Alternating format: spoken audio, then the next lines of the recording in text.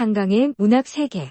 인간 내면을 탐구하는 서정적 울림, 고통과 치유를 그린 한국 문학의 거장. 한강은 1970년 11월 27일 대한민국 광주에서 태어났습니다. 그의 어린 시절은 아버지인 소설가 한승원과 함께 자연에 둘러싸인 전라남도에서 보냈습니다. 문학적 분위기 속에서 자란 한강은 자연스럽게 글쓰기에 관심을 가지게 되었고, 이는 후에 그녀가 문학을 선택하는 데 중요한 영향을 미쳤습니다.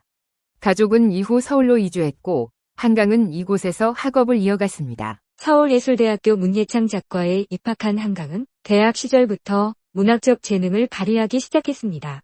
한강의 첫 번째 문학적 발걸음은 시로 시작되었습니다. 1993년에 시로 문단에 처음 등장한 한강은 이듬해 소설 붉은 닷으로 제1회 서울신문 신춘문예에 당선되면서 소설가로서의 본격적인 활동을 시작했습니다. 한강은 시적 감수성과 서정적 문체를 바탕으로 인간 내면의 어두운 측면을 탐구하는 깊이 있는 작품들을 발표하기 시작했습니다. 한강은 2000년대 초반에 발간한 작품들로 한국 문단에서 주목받기 시작했습니다. 2002년 발표한 소설 그대의 차가운 손을 통해 인간의 상처와 고독, 그리고 내면의 갈등을 예리하게 포착한 한강은 독자들로부터 깊은 공감을 얻었습니다. 이 작품은 그녀의 초기 문학 세계를 대표하는 작품 중 하나로 이후 그녀의 문학적 방향을 설정하는 중요한 이정표가 되었습니다. 2007년 한강의 경력에서 중요한 전환점이 되는 작품 채식주의자가 출간되었습니다. 이 소설은 인간의 폭력성과 본능, 억압과 자유의 문제를 상징적으로 다룬 작품으로 주인공 영애가 채식주의자가 되기로 결심한 후 벌어지는 가족 내의 갈등과 파국을 중심으로 이야기가 전개됩니다.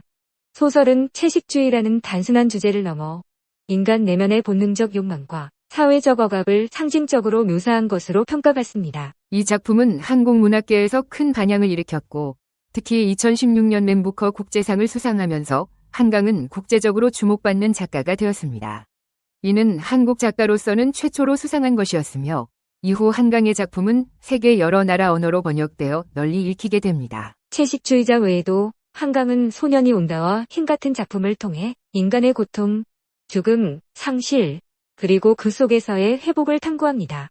특히 소년이 온다는 1980년 광주 민주화 운동을 배경으로 국가 폭력에 의해 희생된 이들의 목소리를 담은 작품으로 한강은 이 작품을 통해 역사적 사건을 개인적 차원에서 깊이 있게 풀어냈습니다. 한강의 문학적 특징은 인간 존재의 복합성을 서정적이면서도 강렬하게 탐구하는 데 있습니다. 그는 삶과 죽음, 폭력과 고통, 상실과 치유 등 인간의 본질적 문제를 작품 속에서 정교하게 직조해냅니다. 그의 작품은 주로 어두운 주제를 다루지만 그 속에서 인간의 존엄성과 치유에 대한 희망을 잃지 않습니다. 그의 문체는 시적이면서도 깊은 감정적 울림을 주며 독자들에게 강렬한 인상을 남깁니다. 한강은 수상 경력에서도 뛰어난 성과를 보였으며 국내외에서 여러 문학상을 수상했습니다.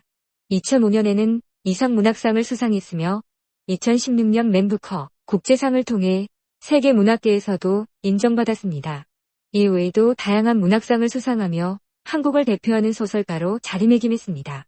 한강은 수상 경력에서도 뛰어난 성과를 보였으며 국내외에서 여러 문학상을 수상했습니다. 2005년에는 이상 문학상을 수상했으며 2016년 맨부커 국제상을 통해 세계 문학계에서도 인정받았습니다. 이외에도 다양한 문학상을 수상하며 한국을 대표하는 소설가로 자리매김했습니다. 그녀의 작품은 다양한 언어로 번역되어 전 세계적으로 많은 독자들에게 사랑받고 있으며 한강은 지금도 활발하게 작품 활동을 이어가고 있습니다.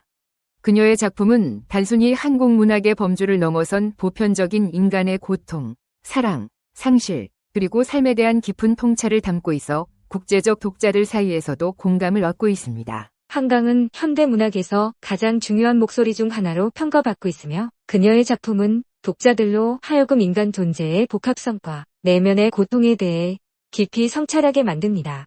그녀의 글은 그 자체로 예술적인 아름다움을 담고 있으며 한강은 한국 문학을 세계 무대에 알린 대표적인 작가로 남을 것입니다. 철학 증명 문제. 왜 성필원이 세상에 존재해야 하는가? 왜 무가 아니고 유여야 하는가? 세상에 성필원이라는 존재가 없다고 가정해보자. 그렇다면 아무런 법칙도 존재하지 않을 것이다. 결국 법칙도 어떤 것이기 때문이다. 아무 법칙도 존재하지 않는다면 모든 것이 허용될 것이다. 모든 것이 허용된다면 무는 용납되지 않을 것이다. 따라서 무는 그 자체를 용납할 수 없다. 그러므로 성필원은 이 세상에 존재해야 한다. 철학 문제 증명 끝.